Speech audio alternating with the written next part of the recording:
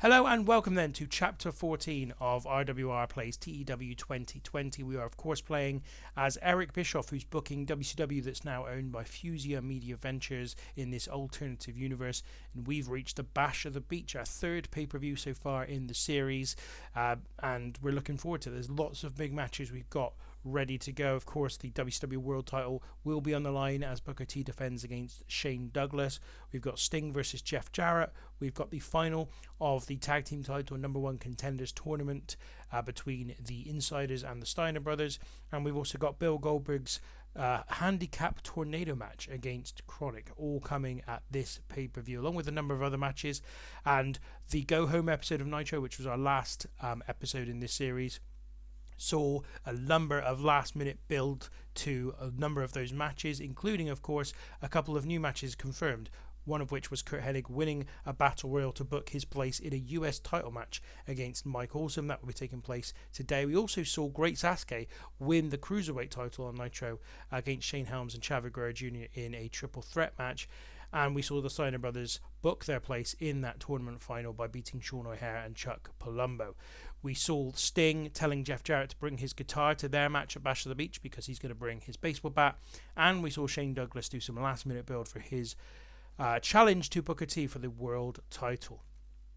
After we cover Bash of the Beach, I'm going to try and go into one or two other bits of the game like I did when we did the Great American Bash. Going to check in on our popularity and also talk a little bit about our finances too, because I want to kind of clear some things up and make a little bit of a confession, if I'm honest. So we'll get to that all at the end of this episode, but first let's go into Bash at the Beach. And so we begin with a couple of dark matches. Before I talk about that, though, we're at the PNC Arena in North Carolina in front of 17,195 people. We obviously decided to have this pay-per-view in the Mid-Atlantic region simply because it's one of our most popular regions as a company. And we were expecting a bigger attendance, and that's why we've got such a big attendance for this one. In the first of our pre-show matches, the Gothic Collective, that's Vampiro and Jester, of course, defeated the European Union of Norman Smiley and Alex Wright in 8 minutes and 50 when Vampiro pinned Alex Wright.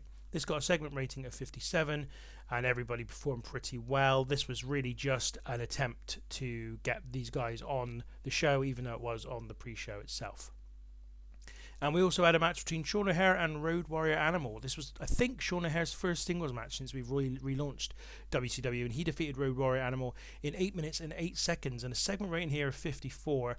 Sean O'Hare, an in-ring performance of 52. He's looking really quite decent at this point in time. Road Warrior Animal was also not too bad either with a 50 there. So those were the pre-show matches, and now we go into the main card. And we start with a tag team match which pits Tommy Dreamer and Terry Funk versus Bam Bam Bigelow and Kanyon. Obviously this has been building for a little while with Kanyon and Tommy Dreamer in a feud, and then Kanyon tricking Dreamer into a match at the Great American Bash against Bam Bam Bigelow. Bam Bam Bigelow beating him with the help of Kanyon, and then Tommy Dreamer bringing Terry Funk in to sort of even the odds in the feud. And in a bout that had great heat and good wrestling, Tommy Dreamer and Terry Funk defeated Bigelow and Kanyon in 11-13 when Terry Funk pinned Kanyon. A segment rating here of 16. Kanyon was the best performer in the match at 59. Tommy Dreamer 55, Bigelow 50, and Terry Funk only 47. And I'm quite satisfied by the fact that Terry Funk's performance is that low, because I think there's a tendency within the game, because obviously we're using a mod. Sometimes the mod is kind of copied over from other mods, and therefore, like if you've got a game from, I don't know, 1995 when Terry Funk was still actually a pretty good wrestler, if you copied that over and all of his attributes from then, he's kind of probably a bit better than he should be, whereas at this point in his career Terry Funk was definitely done in terms of any really quality work. And so I'm, as I said, I'm quite satisfied by that, but obviously it's not so great for my game. Having said that, this was a really good segment, a really good way to start the show, a segment rating of 60, and yeah, some good performances to boot. So next up, Tony Schiavone is backstage and welcomes his guests, at this time Totally Buff, Buff Bagwell and Lex Luger. He asks them who they would rather face tomorrow night on Monday Nitro for the tag team titles, the Steiner Brothers or the Insiders. Buff Bagwell says that he thinks whichever team win are going to be less than 100% after tonight's match, and they should be able to deal with either of them if they come their way. Schiavone asks whether it might be awkward for them if they have to face their former stablemates, the Steiner Brothers, and Luger says that they would rather not have to face Rick and Scott, who they hold in great regard, but make no bones about it, they'll deal with whatever comes their way. So a segment rating of 63 here. Buff Bagwell improvised well throughout the segment. Bagwell and Luger have been pretty good as a team so far, and I'm happy with that segment. Second match of the night then is Mike Awesom's defense of the United States Heavyweight title against Curt Hennig, who of course won that Battle Royal on Nitro to earn this shot, and also wins in 14-24 by pinfall. Segment rating of 61 here. Mike Awesome is 73, so you can see he's really now starting to push his way up in terms of the quality of his performances and his popularity. Curt Hennig is 64. They have good chemistry, and it showed in their performance. The reason for the low segment rating in comparison with those numbers is simply that Curt Hennig is still, as I made a mistake when I debuted him, he's still in the game as a heel, although we're treating him as a babyface. So that's kind of why there's a sort of that heel versus heel dynamic doesn't always make for the best matches. But a really good match and some really, really encouraging signs from Mike Awesome that he is developing into the kind of top level tier star that we hope he could be. The next match is for the Cruiserweight Tag Team title. It sees Billy Kidman and Rey Mysterio Jr. defeat Air Raid in 12:57 when Rey Mysterio Jr. pins Air Paris. Kidman and Rey Mysterio Jr. make defense number 3 of the WCW Cruiserweight Tag Team titles. A segment rating of 52, Rey Mysterio 69, Billy Kidman is 60, AJ Styles of 38 and Air Paris of 34. I'm a little bit disappointed we're not seeing more improvement from AJ Styles or some noticeable improvements. I was hoping that Styles would be of a 45 type performance by this point, but he's still not quite kind of moving up as quick as I like. And you could see the definite difference in Mike Awesome's improvement, for example, from the previous match, and AJ Styles is just not improving at any kind of the same rate. So yeah, disappointed in that, but a segment rating of 52, and Kidman and Rey Mysterio Jr. have retained their Cruiserweight Tag Team titles. So next up, backstage, Tony Schiavone stood with Jeff Jarrett, and next to Jarrett is a suited man we've not seen before. Tony Schiavone says that he was going to ask Jarrett how he was feeling about his match against Sting tonight, but he's been distracted by the young man standing next to him. Jarrett says that he'll get to who this is in due course, but says that he's come into tonight's match with his eyes wide open. He says that he sees Sting as a legitimate danger to his life now. Jarrett says that first of all, Sting runs to the ring wide-eyed, frothing at the mouth to try and attack him after he had simply picked up a guitar on Nitro 2 weeks ago to celebrate a well-earned victory. Then, this week on Nitro, Sting is threatening him with a baseball bat. He says that he didn't sign up for this kind of thing, and so has taken out some insurance, and that's where the man behind him comes in. He says that this is John Cena, a man who has been called the prototype, because if you were building the perfect fighter, this would be what the prototype design would be. He says that he has hired Cena as his personal bodyguard and specifically tasked him with making sure that any attempt by Sting to use a baseball bat in tonight's match is nullified. Jarrett says that he came here to have a wrestling match tonight, not some kind of back alley brawl. So segment rating of 43, John Cena's debut as a bodyguard gimmick, and he's got an initial rating of very good. Performance of Jeff Jarrett was fantastic, but John Cena performed poorly, and that's obviously what the drag is on this segment, because it was only a 43, and in general Jarrett has performed really, really well. So yeah, a little bit concerning. Obviously John Cena is completely unknown at this point. It's a significant signing for us in terms of who we know him to be and what he would go on to be. But in terms of this point, obviously no one knows who he is. So that's why he was a bit of a drag on this segment. Still, though, we've introduced John Cena as Jeff Jarrett's bodyguard in this segment. So the next match is that Tornado handicap match, and Bill Goldberg defeats Kronik in 11:39 when Bill Goldberg pins Brian Clark, and he also carried the match in terms of in-ring performance. Clark of 48, Brian Adams of 52, but Goldberg there in 83, so again, Goldberg's star power really, really showing here. Segment rating though of 62, so really happy with that, and Goldberg gets another big victory. The next match is a triple threat match between Shane Helms, JB Knoble, and Chavo Guerrero Jr.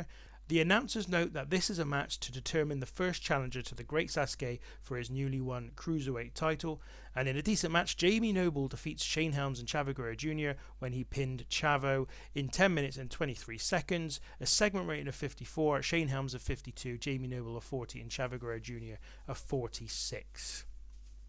This was really just an extra match because we're having a bit of a problem with Great Sasuke. As I've mentioned before, he owns Michinoku Pro Wrestling, which means that he prioritizes them, and we can't book him to an exclusive deal, so that we have to kind of book around when he's available, and he's very rarely available on Sundays, which is when our pay-per-views take place. So that's why we've kind of got this strange dynamic where we're putting him in matches not on pay-per-views, even when they're for example, the Cruiserweight title, and we have to put something else, a bit filler in terms of the Cruiserweight division on pay-per-views. But it's fine for now, and to be honest, we've got enough attractions on the pay-per-views that it's not a big deal for the Cruiserweight title to be on Nitro instead. Next up is the World Title match between Booker T and Shane Douglas. Now, this is really interesting here. So Booker wins when the idea was that Booker T wins when Shane Douglas goes for an O'Connor roll, but Booker T reverses into a pinfall of his own and takes the victory. And in a bout that had fantastic heat and decent wrestling, Booker T defeated Shane Douglas in 18 minutes and 19 seconds by pinfall with a fast roll-up. Booker T makes defense number 3 of the WCW World Heavyweight title. Now, the reason this is really interesting is that Shane Douglas has sustained a biceps contusion during the match, which obviously has hampered his performance because his in-ring performance was only 43 and Booker T's was only 56, and on top of that the two just do not click, and they don't have any chemistry really, and it showed in their performance. So I've got to be honest, I'm really relieved, because I had been debating with myself of whether to put this in the main event spot. It was for the world title after all, but I'd seen Shane Douglas's previous performances, and I just was not convinced that he was going to be able to put a main event level match in, and this has confirmed that for me, although obviously he was hampered by the injury, and then of course what we didn't know is Booker T and Shane Douglas don't have any chemistry. So only a segment rating of 44, which is a really, really low rating for a Booker T match. It's actually low for a Shane Douglas match, in fairness. But Booker T makes defense number 3 of the WCW World title, and we move on very, very happy that we didn't put this in the main event. And there's Terry Taylor just as a road agent confirming the injury that Shane Douglas has sustained. And there's also now a little bit of heat backstage on Booker T, as it was felt that it was his mistake that caused Shane Douglas to get hurt. Now that's interesting. So immediately following the match, a frustrated Douglas knocks Booker down with a clothesline and then calls to the back for Kronik to help him. As they get to the ring, however, Goldberg arrives and he and Booker T fend off the franchise players and clear the ring. So segment rating here 57, Booker T and Goldberg both looked good.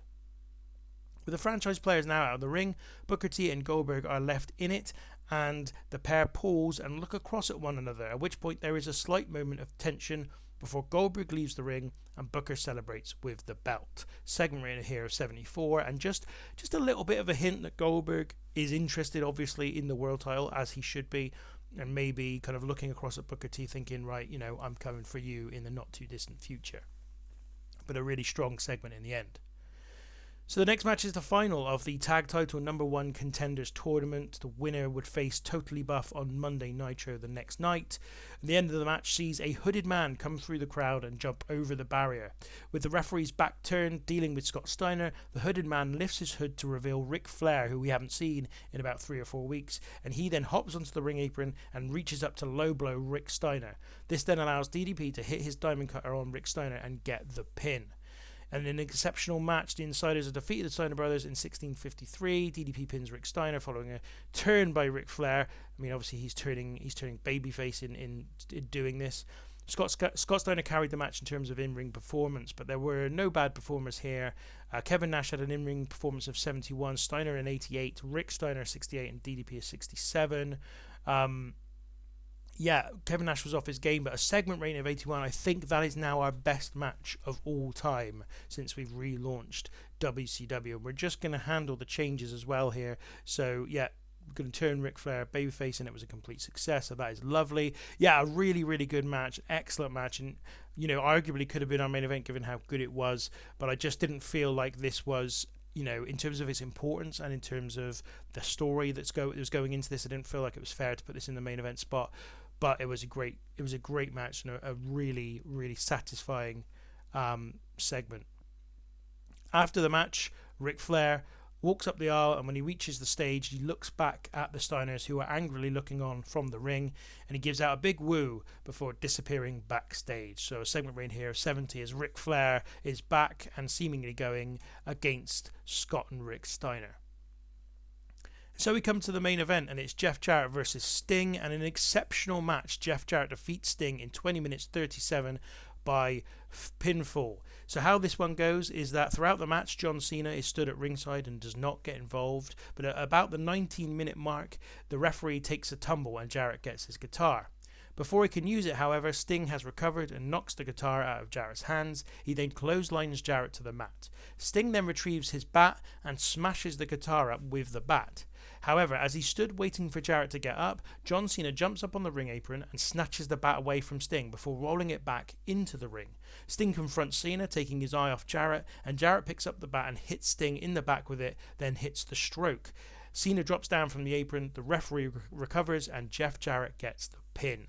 So a big old segment rating here of 79. Sting had an in-ring performance of 85, which is excellent. Jeff Jarrett 71, which is very good as well. The two of them have great chemistry as well, so that showed in their performance, and so the segment rating benefited from that. What a great main event. A great way for Cena to sort of make his debut in WCW as well. We'll talk about that after the show. Really pleased with this just in general. We've had some excellent matches there in terms of the last two matches on the show, and in particular, yeah, as I said, feeling very chuffed that we didn't put the Booker T Shane Douglas match in the main event spot.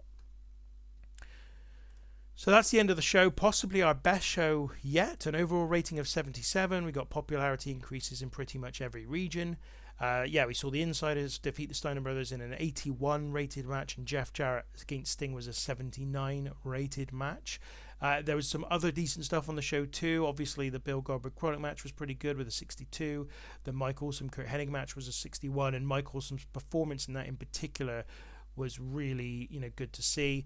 And then also the opening tag team match was really decent too. So we've had a good show there. Really pleased with that show in general. So I'm going to make a speech as usual. We're going to pick out some people to praise. I think we're going to, in terms of Shane Douglas, we're just going to give him some encouragement after his injury. I think we'll praise Scott Steiner for his great performance, and I think we'll praise Sting for his great performance as well, because he did definitely have a really good performance. So make that speech. Shane Douglas, please. Scott Steiner, please. Sting, please. And that is the end of the Bash at the Beach. And I'm pretty happy with that. I think I was pleased with the build for this show, much like I was with the Great American Bash. I feel like we've got the mix of different types of matches, tag teams and singles matches, right in some respects. So yeah, pretty happy with that, and obviously lots of fallout to come going forward.